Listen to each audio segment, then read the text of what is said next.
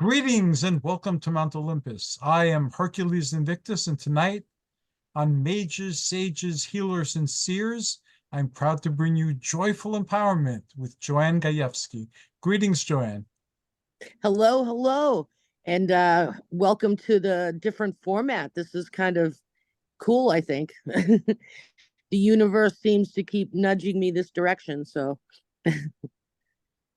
Yes, you're growing as a person and as a show, and I'm proud here to watch it. And I'll be listening. Just holler if you need anything.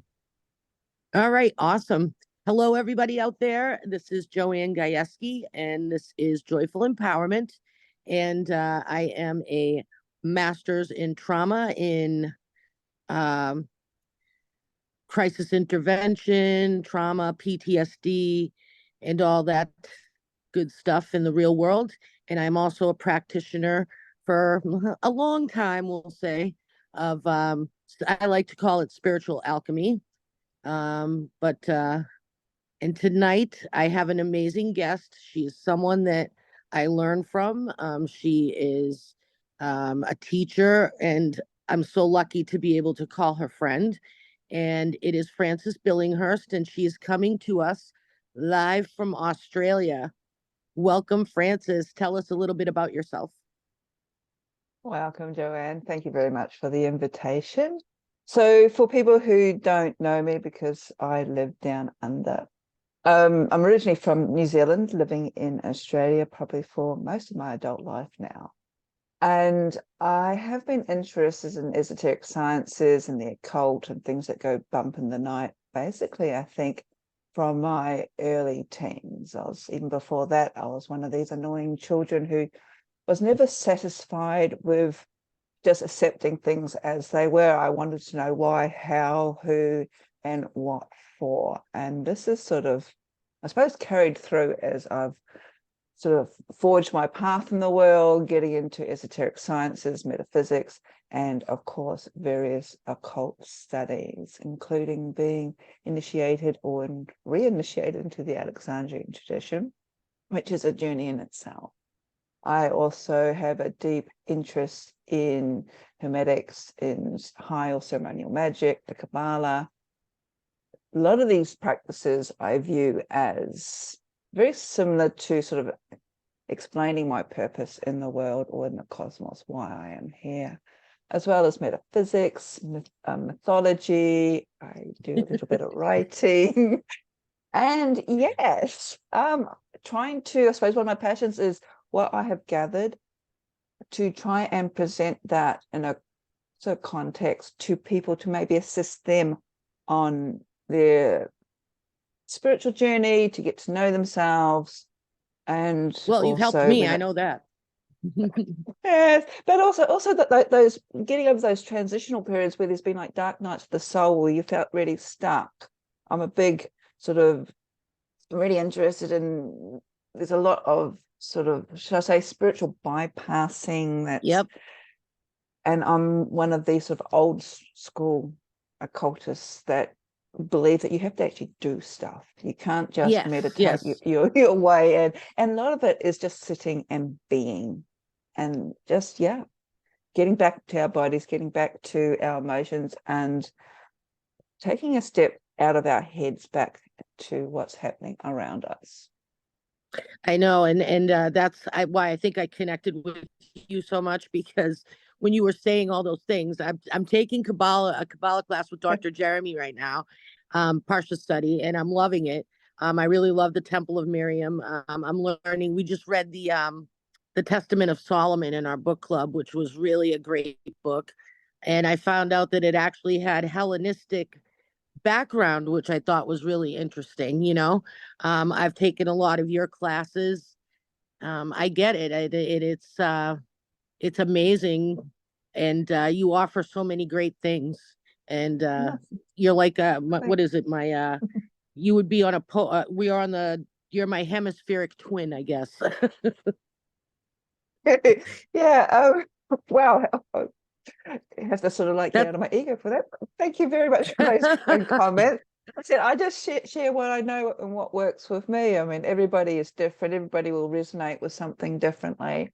I know people don't resonate with my work, but I tend to have, I suppose from the outside, a lot of fingers in various pies. But when you sort of break things or the labels down and look at sort of the energetics, what's happening in all these traditions and paths and sciences and whatever, there are so many interconnected threads. Things might be done a little bit differently, but there's a lot of similarities. And especially with the Kabbalah, how I was taught with it was very a more magical approach where you see it as a filing cabinet. But then there's room to sort of expand, and you can use it as that, or you can get into the more sort of esoteric side of it as well. But Yes. there's like four different styles of it. So plenty to choose from. And as a therapist, I agree with you. If you don't do the work, which is part of how I practice holistically, I feel that, yes, you need, obviously, I'm a therapist. I'm not going to down that. You need to take care of your mind. And as a society, that's what we're conditioned to go to the mind. But if you're not working on your spirit and your body, mind, spirit, if that's not lining up, like if you're going to therapy and you're still using, or or you're still putting bad food into your body, and you don't have any connection with spirit at all, it's not going to work. You have to do the whole, it's like you said, it's about getting down and doing the work. And it is difficult. So for a fact, since 2021, I went through a lot, which is why I decided to step out of my shell and do this, because I feel if people hear from people like you, they realize that, wow, I can do something. I don't have to be stuck in this spot. So if I was to ask you, what brought you joyful empowerment through your dark times? Well, that's yeah. My probably darkest time began in say 2014, and there was like a domino effect where I really experienced loss. First, my beloved, I won't call him my familiar because he was a cat. And though he might have thought, if you've ever watched the program Salem, where Salem was being punished, or Sabrina, Salem was punished for being a cat in this lifetime because of world domination. That was my Sathi. I'm quite sure he thought he was human. So he passed due to various things. Oh. And then my best friend got diagnosed with cancer, and then I was diagnosed with cancer, and then she passed. And it's just like a whole domino effect of life. And my experience of my loss affected my relationship, at the time, my community at the time, my circle of friends, everything. Basically, the work that I was doing, I had to step away from everything because my focus was on surviving, and that's what people don't truly understand. And as a cancer survivor, even though I hate that term, even though I'm clear, I think I'm coming up to 9 years clear, which is fantastic. Oh, that's amazing. Congratulations. Yeah, but every day, it's a challenge. Basically, you don't get over it, and like it's a cold. So that's something I've had to deal with it. And going through all this loss actually taught me how important my sort of belief, my faith was, my perception in, say, my place in the universe, my spiritual background, and understanding what I truly believed in the cycle of life, a birth, life, death, and rebirth. Because going through what I was going through, you were faced with death, or it's constantly, or in your right in the forefront. And even 9 years clear, I'm in a higher risk now of anything. So that's always in the back of my mind. That's gotta be hard to process. You know what I mean? That it is, and that's why you're a warrior. That's why they call you, warriors and survivors, because it's it is, and then you get like takes the strength. Yeah, then you get the new age community or the modern pseudo psychologists telling you, oh, you're manifesting it. Apparently I did an NLP course because just before I got diagnosed, I was actually going to change my career completely and do psychology. I've always been interested as to how the mind works. Why do we do things? And I'm looking at, why do we create wars? Why do we, as human beings? Yes. Why? I don't understand. We're the same person, Francis.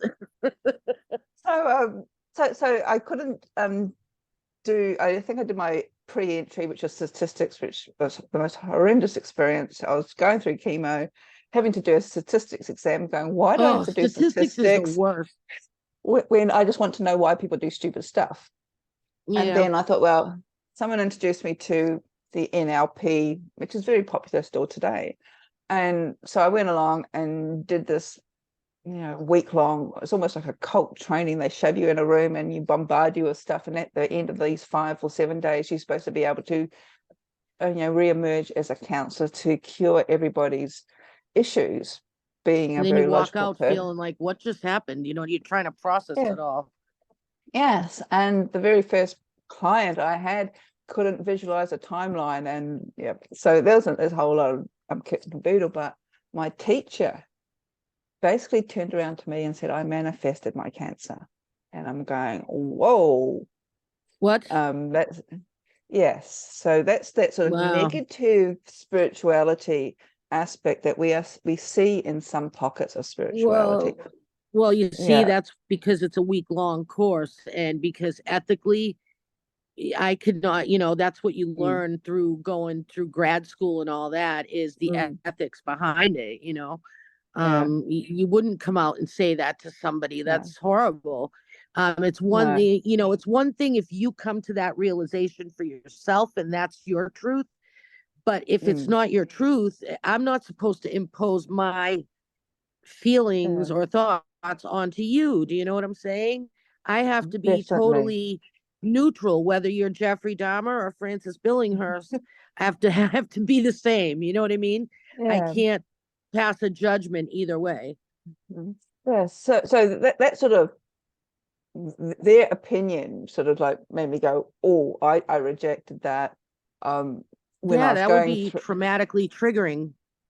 it was, but I had done enough research into how cancer comes, well, allegedly Yeah. what's out there.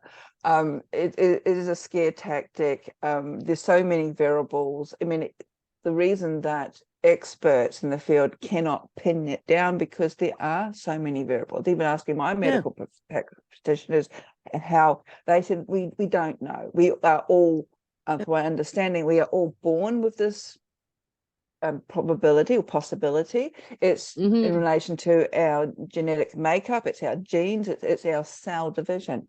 No one can change that or whatever. So, and that's my little perception. Other people might have different opinions. Yeah, But but the anyway, thing that's sort is, of, though, that there's people that aren't as strong as you, or you know what I mean, and these people are out there telling them this misinformation, and that really bothers me.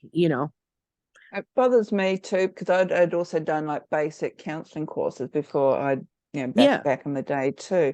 And also say leading magical circles and working with people on different levels. It's sort of like you don't do that. So that's sort of like, just say, put a difficult taste into the NLP. A lot of the processes I agree with. A lot of it is about understanding the mind and working with mind and thoughts and visualizations, etc.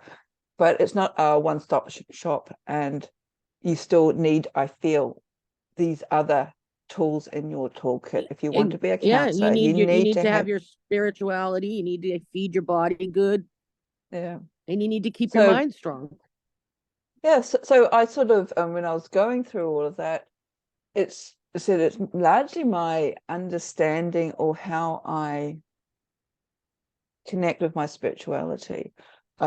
Before my cancer journey, shall we say, actually it was after my cancer journey. I've got to think of the mind as a side effect of the chemo, is that my mind's, maybe it's just old age, my mind's not as sharp as it used to be. You're not old. But I had the opportunity to go to Bali and do a week-long course with this woman there that someone else recommended to me.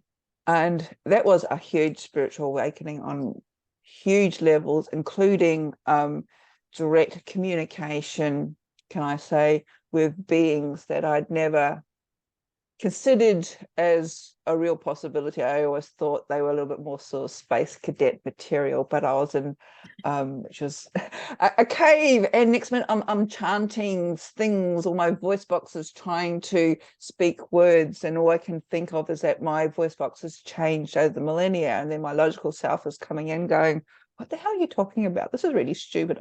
So it was like I had a split personality.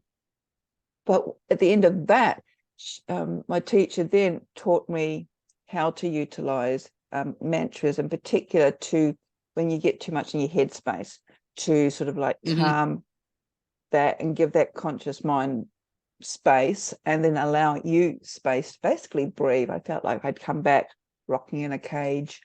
Didn't know whether I should be here in this world or another world. I said, this is all foreign to me. I'm a very logical person.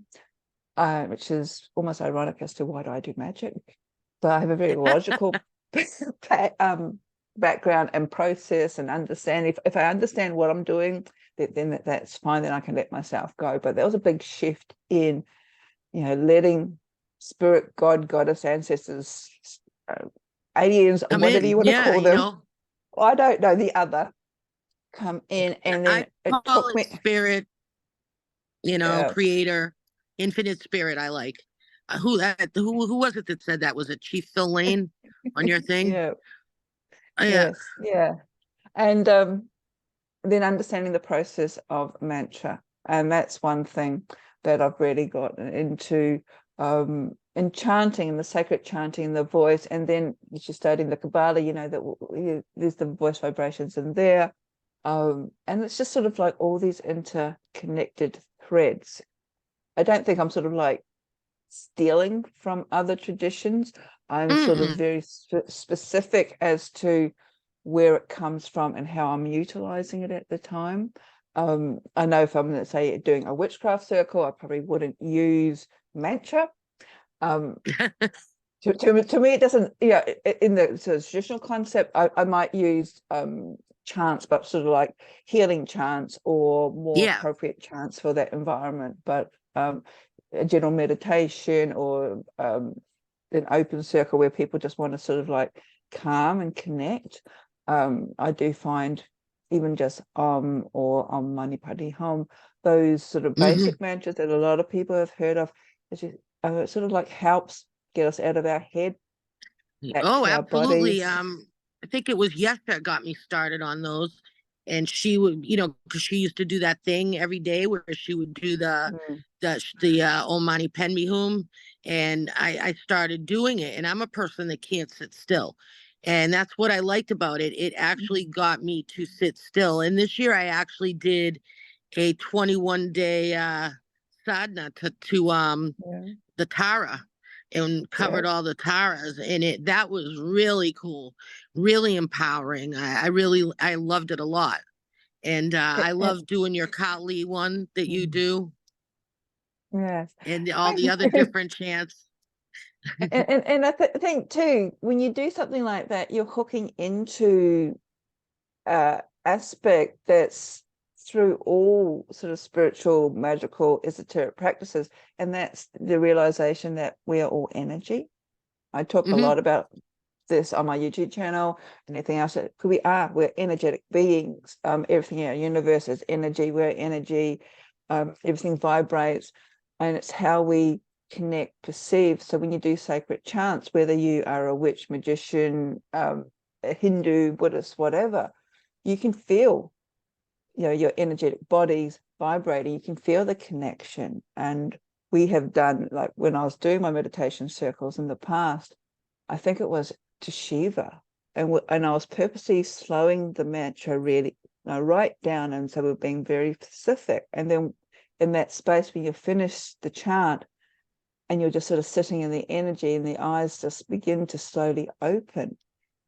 I won't say I've got a full manifestation, but just say there was something like the energetics had sort of manifested in a way that hadn't happened before. And I thought that was really interesting as well. Yeah, I found that it very much does change your energy, especially with the different Taras, they're for different things. And I found it, you have your really spicy taras, which I like those. The wrathful. Yes, just like only you. I'm like, I love the wrathful ones. And because she would go a little bit about the background of that Tara. And I was like, wow, this is so incredible. And you feel different. I feel good. Just like when when I do Parsha study, I feel great when I'm connecting with that energy of everybody that's there. You know what I mean? It's a great experience. And I'm learning something deeper because I know for me as a recovering Catholic, I thought Judaism, the Torah, was just the Old Testament. I'm like, oh, they just read that part of the Bible. And no, it's completely different. And how it's been translated and changed. And I was like, wow, why did they change this? The real Torah is just so much nicer, I think. Yeah. And again, my knowledge of the real Torah is very limited, but then we get back, and this is what we find in even the magical Kabbalah, the language, the actual alphabet itself. If we're comparing it to, say, the English alphabet, which is, can I say dead, but it has no energy to it, but like Sanskrit, the Hebrew is a living, almost breathing entity of itself. And that's the translations change drastically on some words, which I find really interesting. It's the same way with the indigenous traditions. Like, I think my friend, his tribe, my friend Wayne Snellgrove, the way water translates in their language translates to flowing harmony in ours. That's beautiful. Whereas we just call it water. It's like English boring, but it's true. I think that spirituality and connecting with the deities is very important. I know with me, I was doing that Dark Goddess class of yours, and when I remember that one line, when Caradwin comes a calling, and I was like, and then I look back to when that happened, and it was funny because my friend had a Caradwin with the Hawkeye tiger eye, the blue tiger eye. Yeah. It had an eye in it. And I'm like, wow, I have to have that. And I've never been a follower of Caradwin. You know what I mean? And it was like, and I got that. And then I took your class. And then when Caradwin comes a calling, it's time to, get down to it. And I was like, wow, what a synchronicity that was for me. Yes. And it started this whole process of, up until, me getting my butt kicked by Chiron right now, or the past couple of months. We're all Boy, did I revisit everything in my life. Let me tell you, I visited everything. I don't think there's anywhere left to visit other than my past life, maybe. But this life, I think I covered every wound that there was, from ex-husbands to, issues with my family. But that's all a good thing. Well, as long as you sort of like acknowledge it and then move on from it, or sort of like address it. And but yeah, it's like when people ask about connecting with deity, some people see deity as energy or just archetypes. I see them very real, that they come stomping through circles and tapping you on the shoulder and saying, "Oi, I choose you." And I'm going, "But why me? Yeah, can't you choose somebody else?" I often, I know it could sound a little bit big-headed, but almost see myself as a portal or a voice piece, or I won't say so much as a channel, but a way of them sort of like getting out in the world. With my Dark Goddess book, there's a number of goddesses in there that I don't personally know a lot about, but when I was sort of compiling who did I want to include in this book, there were, should I say, the usual suspects that I'm connected with, and then there were a few others who basically wanted their story told, and it was a bit of a challenge because I said I'm not a practitioner with some of them, but it was really interesting to say, okay, I'll just give you a couple of pages, and so you can get out there and take it from there. And that's how and somebody else, could be inspired by that and research it more and take it, because you and I are from the time where there was no internet. And I know for me, it was trekking to Salem every weekend at 15, 16 years old to go to those bookshops and all those wonderful places over there. There was no hexanomen yet, and there was no, Gallows Hill witchery and pentagram. It was just, the basics, and that's where you went, and you got books, and you read, and you talked to people, and you gotta even, so you gotta put in some work, Well, where I grew up, we didn't even have Salem. A lot of it was the local library, if you were Yep. lucky.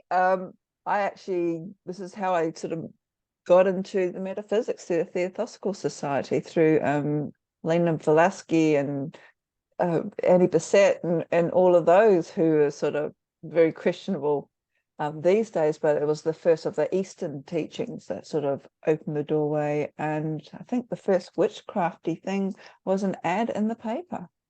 All things I answered. An ad in the paper, really? Yeah, Wow. someone was offering a course, and that was back in New Zealand, and then I moved to Australia, and I actually, bookshops, and then I went for a walk. That sounds like something out of a movie. I went for a walk around my neighborhood one day, and then there was just this sort of almost nondescript shop and a little flyer in the window saying courses in ceremonial magic, and I knew nothing about ceremonial magic, and I just said, I'll sign up. I saw the word magic, and yes, I would here do the I am same today. thing though. My curious mind, and Yeah. but Because it my was friend's like, hard. well, you're a witch. Why are you studying? Were you becoming Jewish? I'm like, no, I just like to know, Yes, And what I'm finding is the message is all the same. yes, and we said a little bit earlier, like the Sanskrit or the yogic teachings that we find in a lot of the traditions that have come out of India, and even Buddhism. There's an underlying philosophy, and I find that there's also sort of an loosely connection with that in the Kabbalah as well. The understanding of first there was one, then there was the two, and it sort of comes down, and you can follow thought into manifestation, or manifestation into divine reference. And I find that very interesting. Yes, I'm finding the Kabbalistic view very, very interesting as well, because the way they have you look at things like the Torah and stuff is not as a literal thing, because obviously if you do some of those things, it's not practical. But how can you, how does it relate to life? And a lot of it is, believe it or not, like allegory or analogy. You know what I mean? Like analogies. Like certain things represent certain things. And I just find it really interesting, and I've always been a breaker of the rules, and the nuns used to call me bold as brass. I used to question the priest in confession, like, who are you to tell me I'm forgiven? Like, I don't understand this. You're going to tell me it's okay. I can go out, say 10 Hail Marys, I'm good, then come back in another month and do it again. You know what I mean? And it's like, what's the purpose of this? Doesn't it, why are you so special? Why can't I just tell God I'm sorry and not do it again? Well, I didn't have that. Why can't the Dalai background. Lama go to heaven? Like, he's way better than I'll ever be as a person. Like, well, you're telling me he's not going to be in heaven, then I don't want to go. Yes. And that was my mental, I was always, they'd be like, you're as bold as brass, Joanne, and I'm like, well, I just asked questions why, but I didn't have that sort of Christian overlay. Growing up in the country, my father still. You didn't miss much, I'm telling you, other than, a lot of rules and telling you, I very like, I don't know, it wasn't, my experience with it wasn't good. If you look at the aspect of what it should be something really good. But when you put the human ego into anything, it doesn't, it doesn't pan out. You can't go from translation in a book to real life, because people are different, and there's ego and there's greed comes into play. And I just was never into organized religion, so to speak, for that reason. It never made sense to me. We see also see that it's Christianity underpins our Western culture, our society, and forerunning to patriarchy and when we see all this sort of really panning out, especially in this day and age, I'm thinking we're the 21st century. Why are women still being treated as chattels or Yeah. whatever? And I'm just thinking, I don't understand. But, Nice girls don't that's- do that, like, well, what does that even mean? When you're saying Yeah. that to an 8, 9-year-old kid, you know what I mean? And this is, and it used to make me mad. I was like, who are you to tell me that? Mm. Yeah, I think our latest news is that some schools have rejected or stopped some, I don't know, chastity speaker from America, some Jason somebody, I don't know, but he was to speak at girls' schools, and I'm going, well, that's sort of Oh, is he the guy indoctrinating. that's telling everybody they should be married?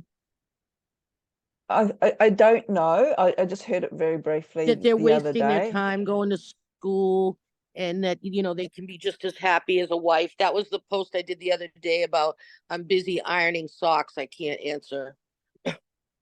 I think it might be him, but I mean, so I didn't sort of like hone too much in on it, but all I could think of was like, why? Yeah, it's sort of like this toxic masculinity. It's like, why is he targeting young girls? Why isn't he targeting, if that's his sort of platform, why isn't he targeting all children? And it's also like this control thing that everybody seems to be fixated on women, girls, and it's just like, Yeah. they also need guidance, probably not like that, but yeah, it's like we're in the 21st century, and I feel we're going backwards as a species. Thank you for saying that, because I'm just like, I try not to watch a lot of news. I keep up with the important things, obviously, but I'm a firm believer that if what you look at is what what brings your environment. And if I'm looking at negativity and chaos all day, it's going to bring that into my life, Yeah. But So as I I said limit earlier, that. it's the energetic. It's all the energetics. It's we're all energy, and this is energy. If we get bombarded with negative thoughts, even with negative friends, we feel negative. If we watch negative television shows or that sort of thing, it's pre-programming us. I hardly watch any news. This is just a very brief something that came up in my car. Usually I have a CD on. But yeah, over the last few years, I've made a conscious decision to briefly watch what's happening in the world, so I'm not ignorant. But majority of it, there's certain programs I'll just mute, and it's like I don't want I that mostly watch energy. British TV, TV from New Zealand, the Flight of the Conchords. I love that show. All these different. I very rarely watch much American TV. I have a PBS documentary, I think Masterpiece and BritBox, and that's primarily. I'm more the musical type. I have to have. Yeah. I've always, I think, from being a child of the Gen X, as they call us, music was our, kids did whatever. I got into music, and I have to always have it on in the background. Well, because I'm probably too much in my head. I like especially with these days with YouTube, you've got all the documentaries, and I'm Yes, interested I've been in watching a lot of those. ancient cultures. And last year I went to Egypt, and I came back with why, how, what's all this? I've got to go again. I could have spent a lifetime there just going through all the different I think, hieroglyphs and sort of yeah, I taking it all watched out. like an 11-hour documentary on Egypt and the dam and that whole thing that they built. And very fascinating. And they talked about how you make papyrus and how and pottery, and how those are dying arts now. A lot of people, because there's one little town, I think, outside of Egypt that still makes these things. In the And traditional way, they're not going to be making them anymore. Once these people die off, there's nobody to pass the tradition on to, which I That's thought really, was really, sad. But the whole papyrus thing, that was wild. I was like, wow. yes, and yeah, and there's also because Egypt is so ancient with so many, we don't even know how old it is. They say That had to 3,000 be years, and it's overwhelming just like energy. I think I'd spontaneously combust if I touch a pyramid. I swear. it was because we've got the official viewpoint, then we've got all these alternative viewpoints, and I'm in the middle going, I don't know which Mm. way, but this is really interesting. Are there, did everything come down from the All I know is I aliens? wanted to I be don't know. Isis when I was like 8. You know what I mean? From that Yeah. cartoon, Oh Mighty Isis. I'm like, I want to be Isis. Everybody was But Wonder Woman. I'm yeah, like, not me. I want to be Isis. She's a goddess. My friends were like, okay. yeah. But yeah, but there's Cleopatra. I places, mean, I was always fascinated.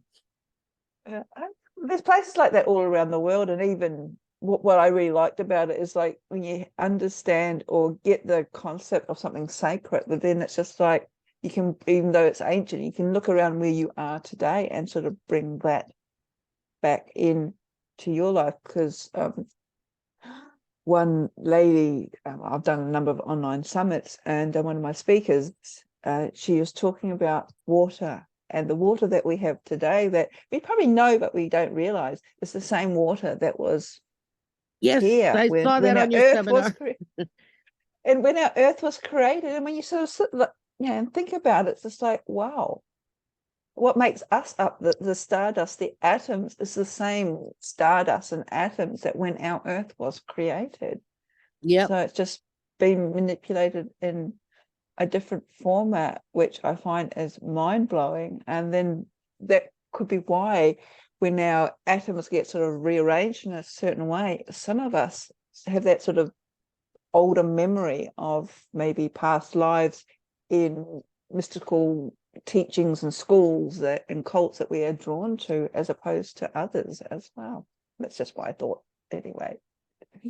Is that how you came up with reconnecting the sacred self? I really liked that series you've been doing because some of your speakers are just phenomenal. A Puma, I love him. Yeah. He was phenomenal. I still have my crystal that I blow into and I picture myself in. Fantastic. It is, I suppose, as being an older person too, when I was, freshly walking into a pagan path, it was very environmentally connected. I don't know if it is these days. I don't know what people these days. I don't understand a lot of what people It is for call. me, but I can't speak Yeah. for other people, Yeah. But it's also sort of looking back and going, I feel we're so disconnected in our modern world, even within the occult traditions. Basically what we're seeing on social media, I should say, reframe it, saying my opinions are sort of framed by what I'm seeing being shared on social media. There seems to be a disconnect. It seems to be very, hesitant to say superficial level. It's just like, look at me, I'm wearing my witchy stuff, I've got everything's got a pentagram in it, I'm black, I've got skulls, I've got crystals, I'm a witch. And I'm thinking, going, well, if that resonates with you, that's fine, but what do you do to actually make you a witch? Yeah. Not saying that witchcraft is necessarily connected with the earth, like being a greenie, saving trees, whatever, but you're connected with the natural cycles, the sun and the moon. It's like, do you do ritual? What are your rituals about?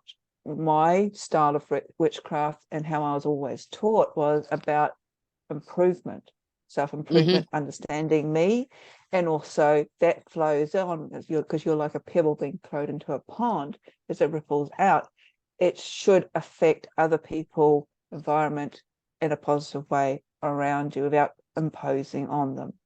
So it's even like Well, planting from that indigenous seed. people, they say that the choices we make today ripple out the next 7 generations. Yeah. And that's on the daily. So every choice you make, you're rippling out that effect, and I thought I agree. I think a lot gets lost in translation because for me, I'm not doing that's why everybody's like, oh, you're not doing a witchy show. I'm like, no, to me, my spirituality, I'm out by the river, I'm always posting pictures. I'm always into that sunset and that moon.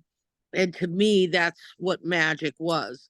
It was that was my vision. That was like my vision in my head of how I thought of it. And it was just that whole connecting with nature and Mother Earth. And It is. It's like coming back to the great mother, which is Earth, which is the one who birthed us, which is who birthed the cosmos. And that was sort of the underlying thread that I was sort of going through and thinking about when I did return to the sacred self. Was like, to me, I felt that, yeah, most of us are walking a spiritual path, but it's not being earthed. It's not coming down into the practical, everyday sense. It's all right to say, oh yeah, I can tie myself up like a pretzel, but my life is still shit, so to speak. And so it's like, well, you're not sort of embodying. And we've got, that's a word that's very popular today, embodying. To me, embodying means actually bringing it back into our body and listening to our body and as to what that actually needs. And that could be sitting by the river, watching the leaves fall, observing the ants. And I had a tree in one of the houses I lived with, and you could tell what season it was because of the leaves, the flowers, even the species of birds that were feeding or coming to visit the tree.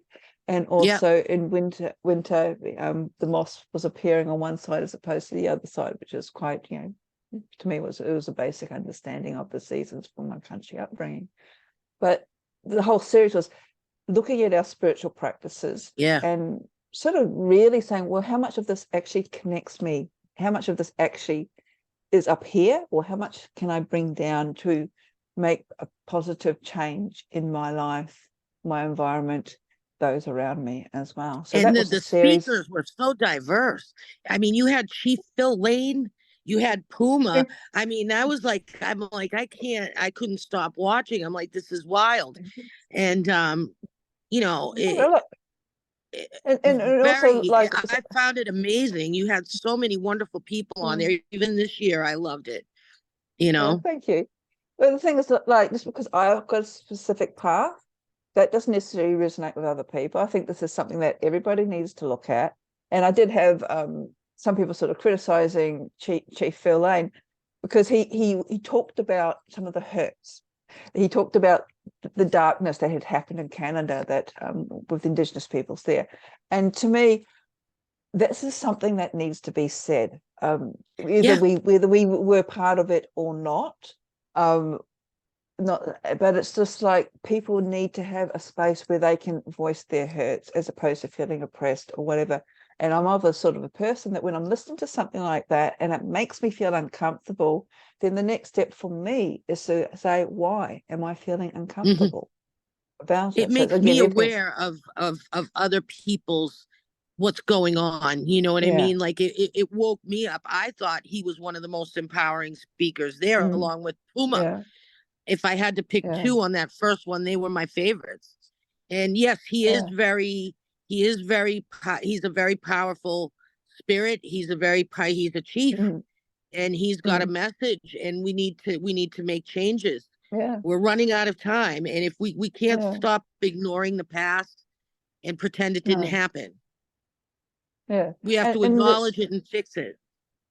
And some, as I said, some of the times it's like, okay, where do we go from here, and open up that dialogue. And it's sort of like listening, because a lot of these injustices that have occurred, people have not had a place to actually voice their opinion, voice their thoughts, but doing it in a way that's not attacking somebody else, even if they might want to. And I actually found that he wasn't doing it in an attacking way. He was just very factual. And yes, he is talking about uncomfortable things, but this is what happened. And we can't keep putting a Band-Aid over these things. We have to let it come to the surface so it can, like a saw. Yeah, but if we're talking about reconnecting with the sacred self and Mother Earth, isn't that what that entails? Is doing that, that acknowledging those things and fixing it, or pretending like, ooh, I'm an earthy person, and you know what I mean? Like everything is like, to me, I took a class in somatic healing, and this one woman, the teacher, brought up how, we're so conditioned to wear masks.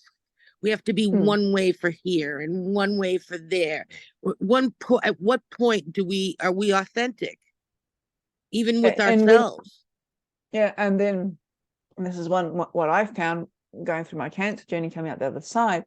If people perceive you as a strong person and you show an element of weakness, they can't cope. And it's just hard enough when you're trying to keep life together. And I suppose this is where, sort of coming back full circle, where my belief, where my interest in the metaphysics, my interest in deity, my working with deity came through, because it was the darker goddesses. I hesitant to say that, because to me all goddesses are goddesses basically, but in our modern concept, darker usually means the ones that sort of make us think, challenge us. I also in my book sort of expand that to, I think I've got Yeah, and a 9 lot of people don't categories. get it. Like all deities have a dark and light side, just like we do. Yeah, You know, yeah. they have And their good points, sometimes, but you also, I mean, look at Thoth and Loki. They're great at mm, restoring order to chaos, but they're also tricksters. And yes, they're and also very sometimes, sensitive mm, to work with. and sometimes we need that shake up. Kali is a good one for that. I love Depending on Kali. what angle we come through. Yes, she's the great mother, the terrible mother, the dark mother. She will smash our rose tinted glasses, and she'll tell us, what are you doing? She'll slap us around the head with the cosmic frying pan. Yet when we sit there and we show our weaknesses, then she's still the great mother. Yeah. And And I yeah, learned and that in your Kali class that you did for, I think it was the Dark Goddess Festival. You did, was it Kali? I don't, it was a yeah, class you did, it was or Kali. maybe it was one I took of yours, but it was really, I loved it, and I love doing that meditation for her. I love doing Mm, all those things. And it's like, wow, this is just so good. And, yeah. And that's I why think I did joyful empowerment.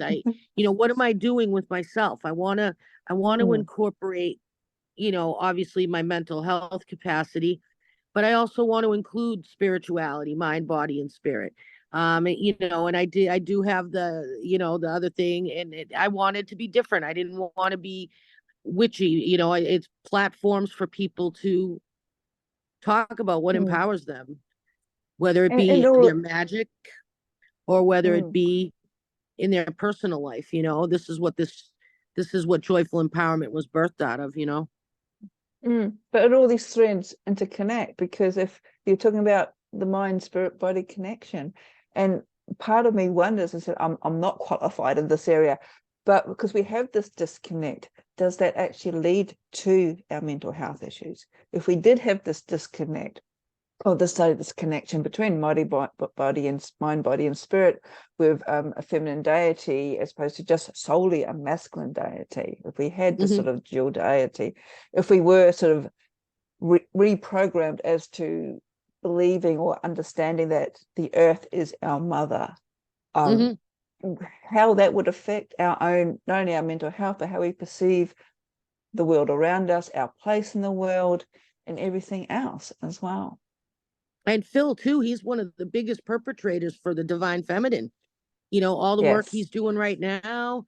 I mean, he just, he was one of the first to say of men, that the divine feminine is coming back, and we need Yes. to rise it up.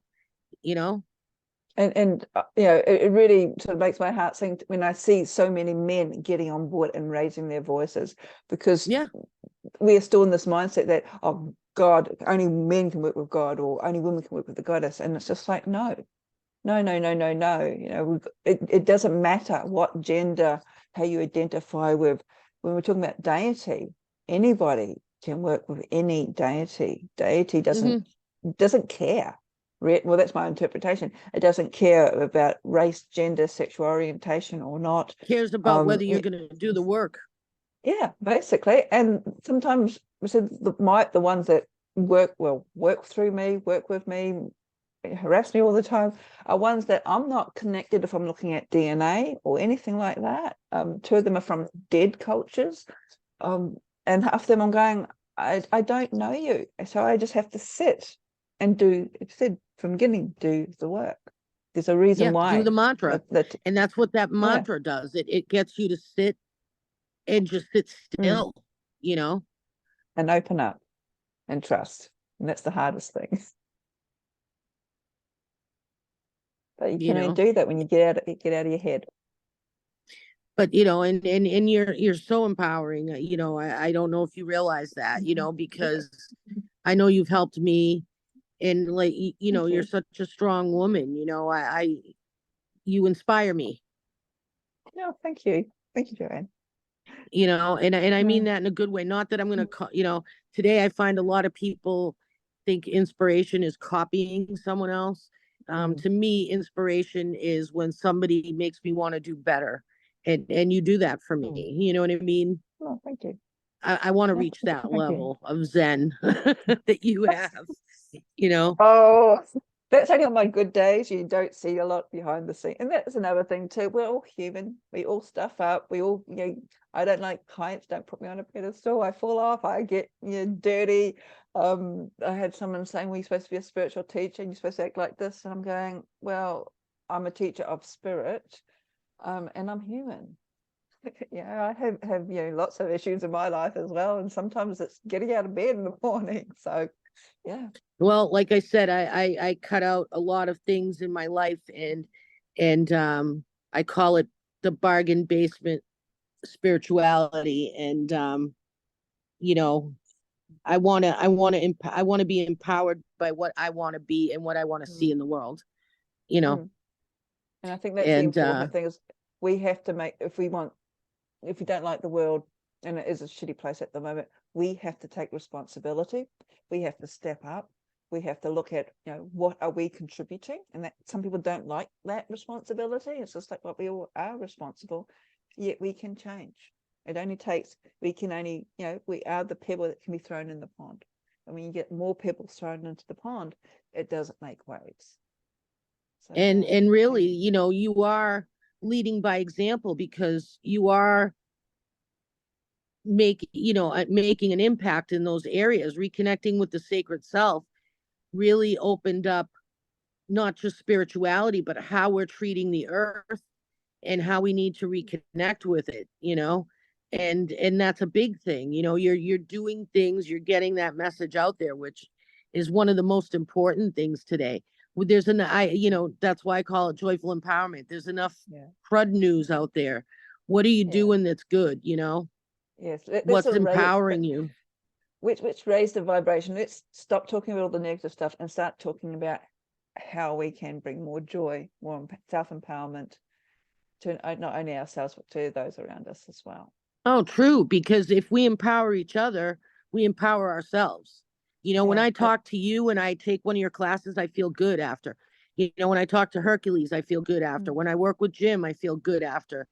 And, you know, these are the things I want things that make me feel good, that empower me to want to do better. You know, my friend was laughing at me today. She's like, "You're listening to Trent Shelton?" I'm like, "Yeah, he's very empowering. You know, protect your peace. That's an important message. You know, yes, don't let other people shoot you down." yeah, and especially in this time of sort of even cosmic changes. We're sort of talking a little bit about Chiron before. We've come out of COVID, regardless of what side of the fence you're on around COVID. It's almost like the world is in chaos. But when we sort of find that sort of inner peace, that can make things a little bit more, I won't say bearable, but we can sort of we shift our focus. And we also, as I was saying earlier, we're all energetic. So we raise our energetic frequency, and then that sort of can overturn See, the I thought negativity it out would there. have an effect of giving people more of an attitude of gratitude for appreciating what we have. And instead, we Yeah, came out, I felt like I came out into a whole new nightmare. I'm like, what is wrong with people? Like, really? yeah. It's like we've really, but then they do say it's darkest before the dawn. I'm going, I hope the dawn is really soon. You know, that's why I surround myself with people like you, and you know, because Yeah, that also helps to yeah. empower you. You know what I mean? Oh, yeah, definitely. And as you said earlier, Environment it's plays all a about, big role. yeah, and you said earlier, it's all about sort of sharing. And to me, that's sort of more, if you want to get into patriarchy and matriarchy, patriarchal sort of mindset is control. You know, in order for me to show that I appreciate, I'll have to rip you off, I have to compete. But matrifocal sort of understanding is more about sharing, lifting everybody else up. And that's sort of proven in a lot of circles as well. And this is what we need to sort of start changing. Said, when we find people who empower us, don't sort of think that we have to compete with them. It's like, see how we can sort of bring their teachings into, and then put our own interpretation and lift our own selves up. Well, I do want to make sure that if people want to work with you or get a hold of you or take any of your classes, how do they get a hold of you? I mean, I know how to, but Okay, the pain in I your have butt an at 3 a.m. here. Come on my podcast. I'm like, I never know what time it is where you are, but yes. I have a number of sort of personalities. I'm on social media and YouTube, but I also have the Mystical Soul Academy, which is mysticalsoulacademy.com, and that's sort of more my esoteric online courses and events. I also advertise there, and then I also do templeofthedarkmoon.com, and that is where you can find my witchy stuff. that's cool. Any new books in the making? No, I think 8 is enough. I'm sort of focusing on my own spiritual journey at the moment, but I've got 1 or 2 books still in the head that I would like to put out, but maybe in a year or so, I've got to get some other things. A bit of traveling and sort of processing my experiences in Egypt. Oh yeah, you went to Antarctica. Yes, I went to How? Antarctica with my dad. Oh my God. That's another story. That's But another it was podcast. fantastic. But it also highlighted not only in some places where nature has been reclaiming, like they're whaling stations, but they are mining or harvesting krill. And krill is the foundational food for whales, seals, everything, penguins. Yet we are using it for ourselves. Ugh, those penguins. Oh my God. I just wanted to go sit with them. Did you get close to them or? We had to keep 5 meters distance, but animals being animals don't always apply. Did they come up to you? I bet they did. Some of them did. It's more the seals are very curious, but Oh, those were because of cool too. I'm like, because of the avian flu, we had to keep distances there. So then again, that's global warming, because the ice sheet didn't grow back as it did over winter, so a lot of birds died. So, and then that sort of spread throughout the islands, which is very sad. So, but yeah, it's the fact that, like, we don't think of Antarctica because it's down there, it's far away, but what we are doing here on our planet, and this is something else that I wanted to sort of highlight, and reawakening the sacred self is affecting everything, right down to even ripple the krill effects in the oceans. Oh yes, it's not isolated. Why are they I wonder why they're harvesting krill. For fish oil, basically. It goes in our fish oil. If you take fish oil tablets, they also use it in fish farms. But I said we're trying to build up whale populations. We're taking out their food from the bottom. It just doesn't make sense. So if you're taking fish oil tablets, check to see whether it's where the krill comes from, because we can.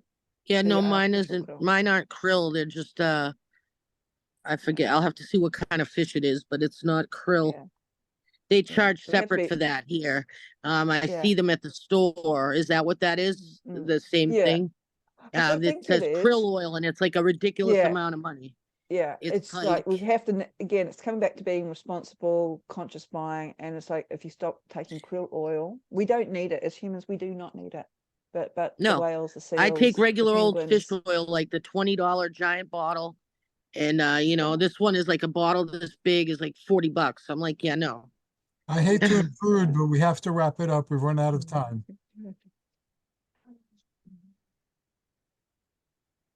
Would you like to ask your guest for contact information, upcoming events? We already went through that, so she was just giving a final message. Yeah. Okay. Do you have any last thoughts to give to our listeners? For me, Me or her? Both of you. I'll say try and be joyful. Focus on what can bring you joy and what you can share with others. Thank you. Listen to Joan's podcast. Joanne, Well, I want to thank everyone. I want to thank you. I'm trying to get used to this new format. Hopefully I'll have a little bit better setup next time. And if we do it this way again, and I want to thank everybody and take some time to celebrate the mother and reconnect with the sacred self. And I wish everybody joyful empowerment. Thank you to both of you. Excellent show, very informative. And thank you to our wonderful audience for tuning in. Until next time, joyous journeys and amazing adventures. Good night.